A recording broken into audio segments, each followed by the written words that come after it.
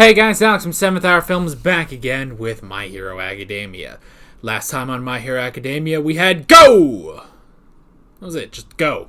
And because of that, we're just going to go. This is where I say, you know how to get to the reaction, link in the description. Watch it like a normal reaction and come back here. With that being said, go!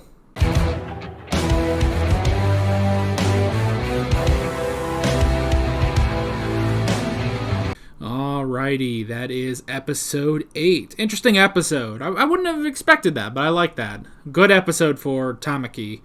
And it's interesting because, this is a character we've only gotten, recently. I guess within the past 10 episodes, but still. We got him in the past 10 episodes, and he really hasn't been like, a main character. He's just sort of been there, So to give an entire episode to him is very, very interesting, but I like it.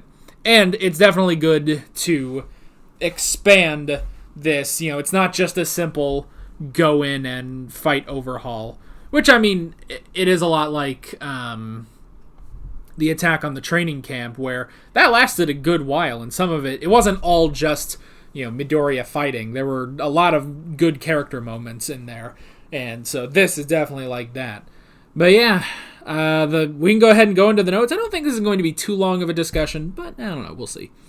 The first thing I wrote down, Tamaki Amajiki origin, which was pretty interesting. I like that. And it's honestly, it's an origin story that it makes sense for what we know of the character, that when he moved to a new school, pretty much no one talked to him, which is interesting. Because, yeah, he was the awkward, shy kid, which he still kind of is now, which is interesting. But the only person that talked to him was Mirio, which I like that. It's good because obviously, yeah, that is Mirio's character. Mirio would go do that, so I like that. So, yeah, it does also make me interested now, though, because they've known each other since the 3rd grade. I wonder when they met Hado. I don't know. It might have been like... it may have just been when they got to UA. They met her. But yeah. But the two of them have pretty much been childhood friends. So that's pretty interesting. We do know now that Mirio's suit is specifically made of Mirio's hair. So when he activates his quirk, it will activate his... It will basically do that for his suit as well. I guess I was trying to... It will permeate it. That's what I was trying to think. I couldn't think of the word. Yeah, it will permeate his suit. Now, it's interesting because he does take his helmet off. I'm curious if his helmet... I guess his helmet probably isn't made of his hair. So that's probably why he had to take the helmet off. Excuse me. But that was good information, because, yeah, it's like, otherwise this dude's just gonna, as soon as he gets anywhere, he's just gonna start running around naked, So, yeah.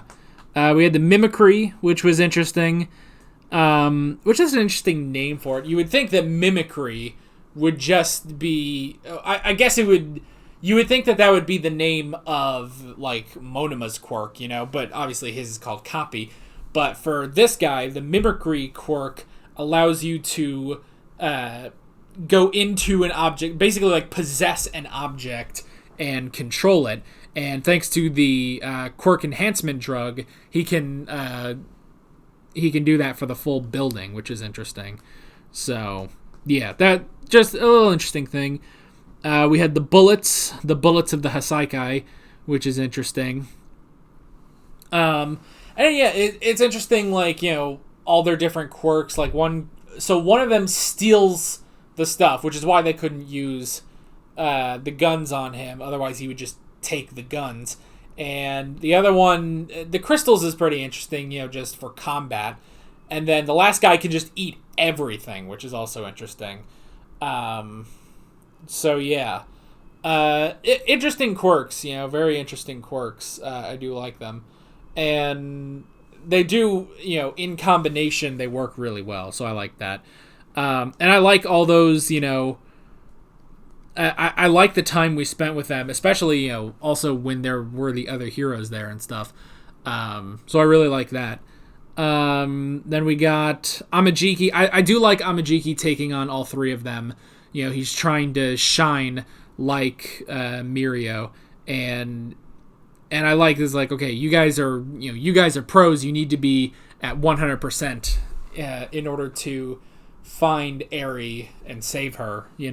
So it would be better if someone like Amajiki stays behind in order to take on some of the henchmen. So I like that. But yeah, I just like all that, like just the inner workings with all the heroes, I thought that was pretty cool, like Eraser and stuff.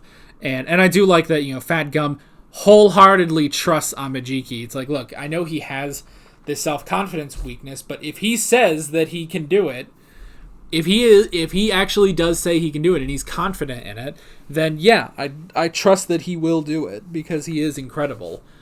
Which I do like that, because they show in the flashback, Amajiki just kind of creates a little like plant on his hand, and then obviously Mirio is having trouble with his quirk, and because that's the thing, they've said that Mirio had so much trouble with his quirk and he was like dead last, but the two of them are now part of UA's big three because they are so good now, so I really like that, and this definitely proves it proves why Amajiki is paid the big bucks, and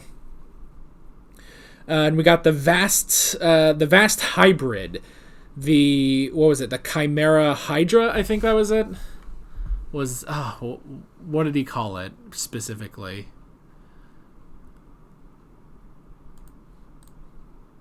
Confidence in yourself, Tamaki? Cause you're... Yes. I've got a life that can swallow even the suns. That's why I'm Suneater. He's using octopus arms full of thick muscles to absorb the shock and protecting himself from any crystal damage using a thick plating of shells. But that won't stop me! This is it. Over the last 2 years at UA, I've trained hard to master my quirk. Now it's time to use it to the fullest. Expressing several manifestations at once, increasing their sizes, picking and choosing characteristics.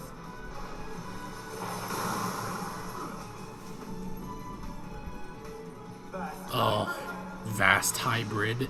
He looks so cool. Chimera Kraken. That was it. Okay, the Chimera Kraken.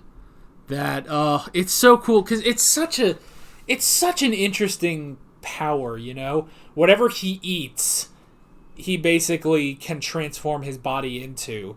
Like you wouldn't like, that's so creative, and that's what I love about the quirks on this show, is that everyone is so creative,